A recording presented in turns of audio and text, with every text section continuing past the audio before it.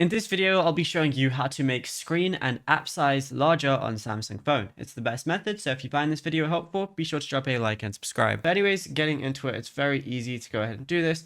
And there's a few different methods, but we're going to use easy mode as this feature simplifies the interface, increases font sizes, and significantly boosts icon scale for better visibility. So what we're going to do is go over to our settings application, scroll down until we find display, and then just go ahead and click on it. Then all you want to do is scroll down again and you want to find an option called easy mode. It's going to say easy mode makes text on-screen items appear larger. It also increases touch and hold delay to prevent accidental actions and provides a high contrast keyboard for better readability. So as you can see now, it just instantly, went a lot bigger. If I go over to my apps, everything's a lot bigger now.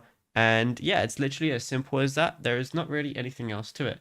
I can even adjust the screen zoom as well. So what I can do is I can go back to my settings and then go over to display and then tap screen zoom and move the slider to the right, and which scales up all interface elements as well.